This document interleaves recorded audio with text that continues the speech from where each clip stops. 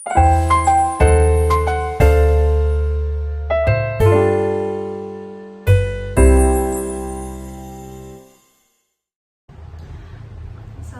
warahmatullahi wabarakatuh. Perkenalkan, nama saya Hani Maisela Kurniawan dengan NIM 24051300014 dari Prodi Pendidikan Tetap Kecantikan. Nah, sebelumnya perkenalkan nama Mbak, usia sama prodinya. Baik, perkenalkan nama saya Azra Jinarmas, biasa dipanggil Azra. Usia saya 19 tahun, prodi saya teknik mesin. Saya ingin bertanya dengan topik dampak teknologi digital baik positif dan negatif.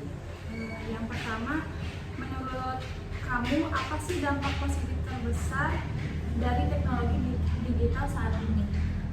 Menurut saya untuk dampak positif paling kerasa itu akses informasi jadi super cepat. Jadi kita bisa belajar apa saja tuh lewat internet. Bahkan materi kuliah pun kita bisa mencari lewat internet. Lalu kita juga bisa mencari jurnal, kan sekarang udah bisa lewat internet, entah itu dari Google Scholar, Publish or Perish. Sampai juga kita kalau misalnya merasa kesusahan untuk belajar materi, bahkan kan sudah ada di YouTube seperti tutorialnya seperti itu.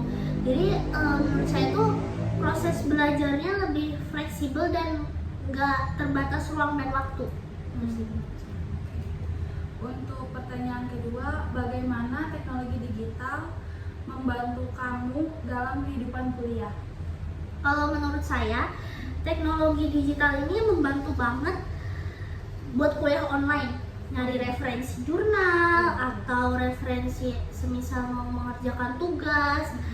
Terus juga contohnya itu seperti yang tadi udah saya sebutkan, yaitu Google Scholar itu mampu buat mencari jurnal, sama halnya dengan Publish or Perish.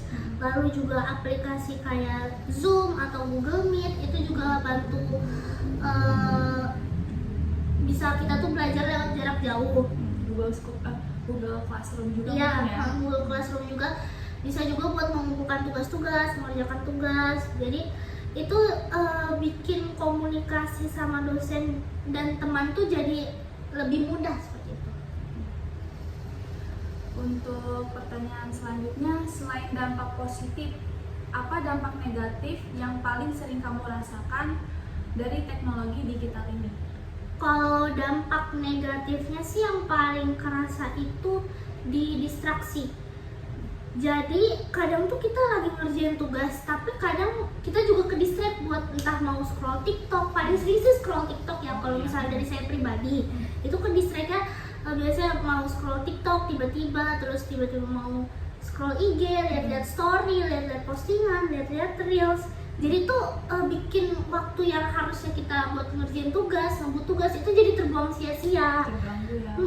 Selain itu juga konsumsi konten berlebihan juga bikin kita tuh gampang capek mental sih.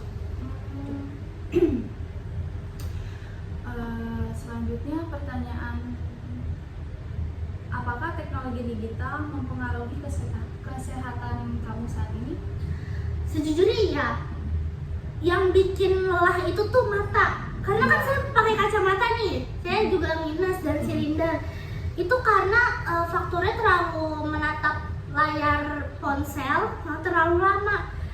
Terus juga tidur tuh kadang juga saya jadi agak kurang teratur karena suka scrolling TikTok, ya reels IG gitu sebelum tidur. Jadi ada kena efek ke fisik dan mentalnya sih. Selanjutnya, bagaimana teknologi digital mempengaruhi hubungan sosial di sekitar kamu aja? Kalau sisi positifnya sih komunikasi jadi gampang banget. Terus juga kita bisa tetap chatan, kita tetap bisa saling ngabarin, terutama kepada orang tua ya. Terutama saya kan anak rantau, jadi bisa ngabarin mereka, entah itu lewat WA, di chat, atau di telepon, atau di VC. Tapi di sisi lain juga kayak tatap muka itu jadi berkurang gitu. Kurang puas? Iya, kurang puas. Jadi kadang tuh ngobrol sama orang tuh di chat agak terbatas gitu. Terus kalau misalnya mau video call atau telepon juga kadang kan terganggu sama sinyal ya, jadi kayak suka agak kurang puas aja sih kalau nggak aktif juga. Iya, kalau nggak aktif juga kan kayak greget aja gitu. Itu sih. Terus menurut kamu apa tantangan terbesar generasi kita dalam penggunaan teknologi digital ini? Tantangannya sih menjaga keseimbangan. Soalnya kan teknologi digital ini tuh penting banget. Tapi kalau berlebihan juga bisa bikin produktivitas kita tuh menurun. Terus juga bisa bikin overthinking, bahkan kan sampai kecanduan gadget. Jadi tantangannya lebih ke cara gimana kita ngatur dirinya aja sih, biar nggak terlalu berlebihan lah dalam menggunakan teknologi digital itu.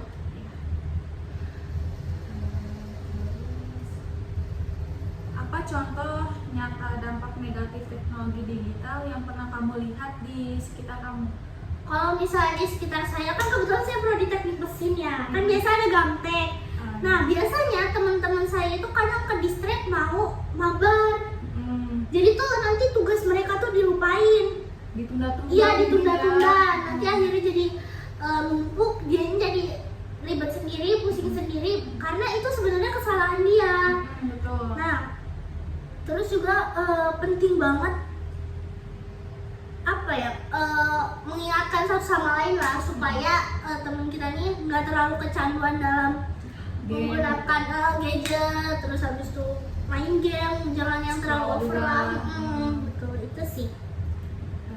Selanjutnya, menurut kamu bagaimana cara mengurangi dampak negatif teknologi digital saat ini? Kalau menurut saya sih harus punya batasan waktu dalam memakai gadget.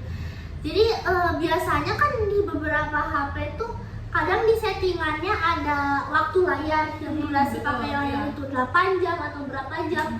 Mungkin itu kayak bisa dikurangin aja sih, lebih ke apa ya, kita memperbanyak aktivitas yang tanpa gadget, entah itu kita baca buku, lalu mengerjakan tugas, iya, atau bisa juga belajar di perpustakaan. Pokoknya yang sekiranya agak mengurangi gadget lah. Kemungkinan kalau misalnya mau memakai gadget pun itu kayak untuk hal-hal yang agak penting lah. Seperti itu sih. Selanjutnya, apa saran kamu untuk mahasiswa lainnya agar bisa memanfaatkan teknologi secara lebih sehat? Coba untuk pakai teknologi itu sesuai dengan kebutuhan, jangan keinginan.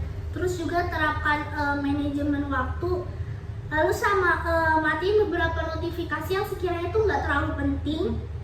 Dan juga seperti yang tadi saya udah bilang, cari kegiatan yang sekiranya tidak terlalu membutuhkan handphone lah. Iya. Itu sih.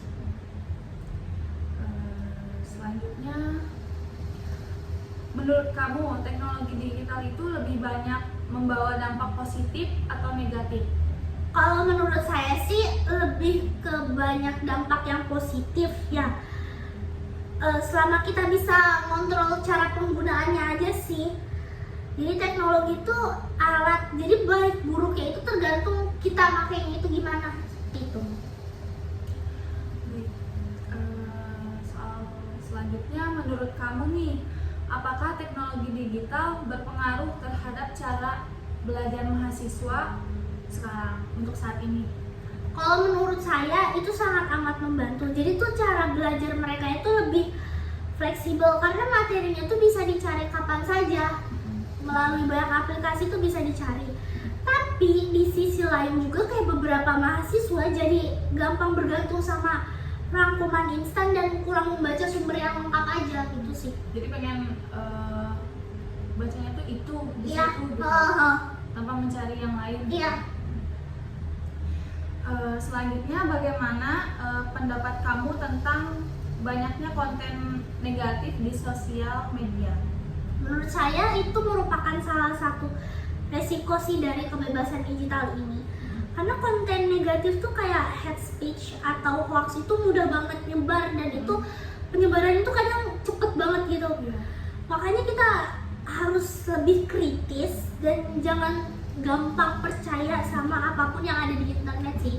Sebelum ada bukti Yang valid, benar.